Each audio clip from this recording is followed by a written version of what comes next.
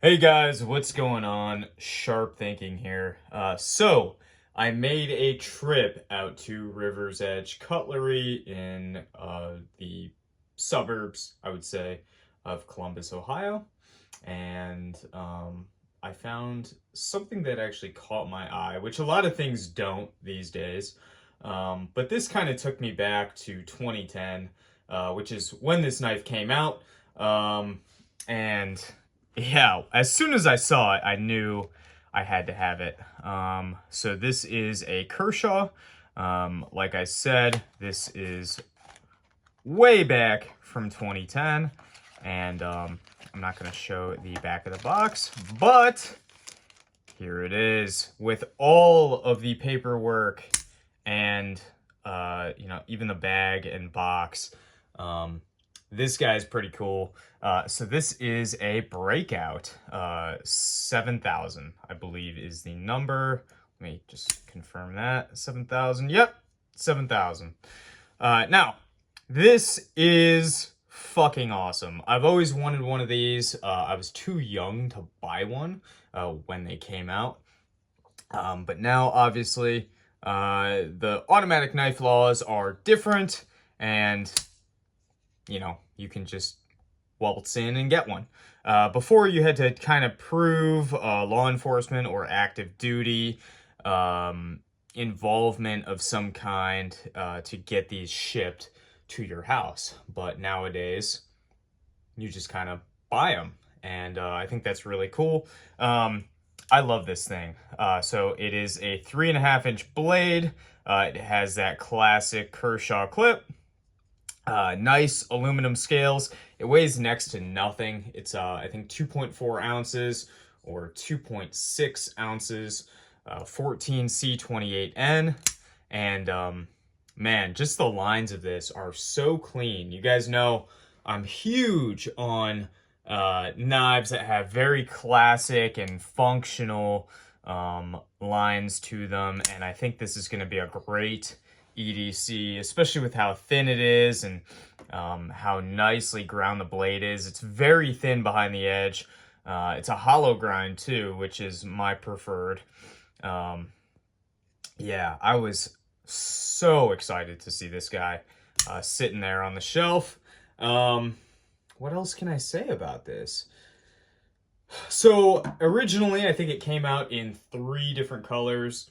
I thought purple was one of them, but now that I have kind of looked on Google, I think it is just red and blue.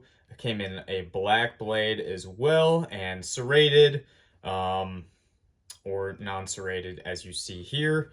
I would have liked to pick up the black blade these days. I am really liking the black blades. But yeah, I'll take what I can get, especially for the price. I picked this up for $50 off of their consignment, and from what I can tell, the knife has never been used, never been carried, and the fact that the bag is still with it kind of indicates to me that this may have just been a backup or something left in a safe for many, many years.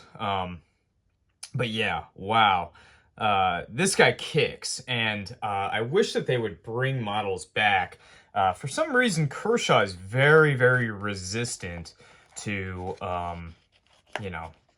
bringing old school stuff that we all love back. ZT as well. All of those classic ZTs and Kershaws. They seem to not be interested in bringing things back, with exception to the tilt. I have not picked up a new tilt, but I had an old one, which was a very cool knife. That was cool to see.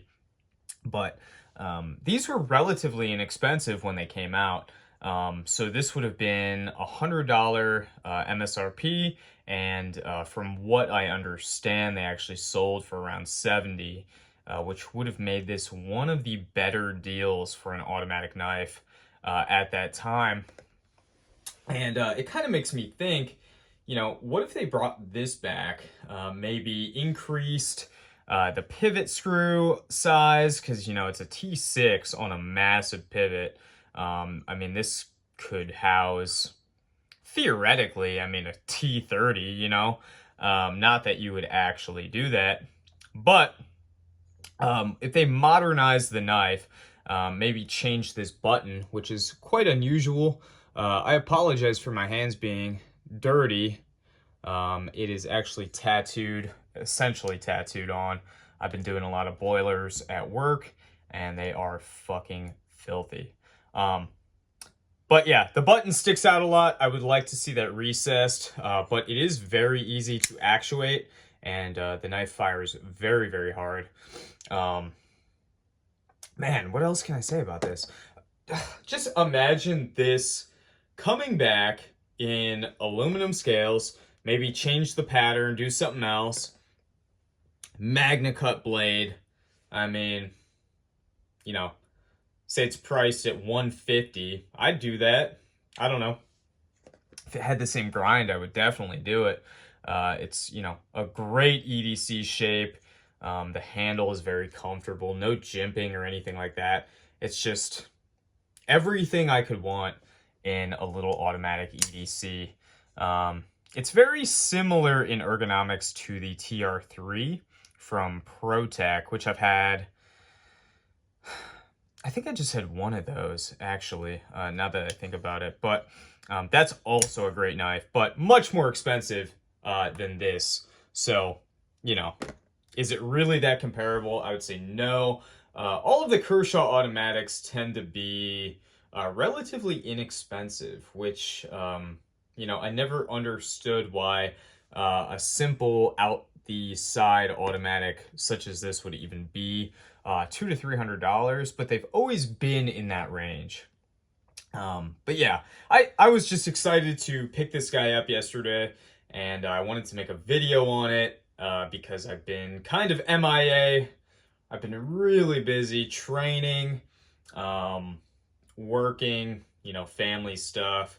And as we go into the holidays, I'm only going to get more busy. So I thought, hey, let's knock out a video, let people know I am still alive and still buying knives and gear and all of those things. And yeah, I hope you guys have a good weekend, and I will see you guys in the next video. Bye now.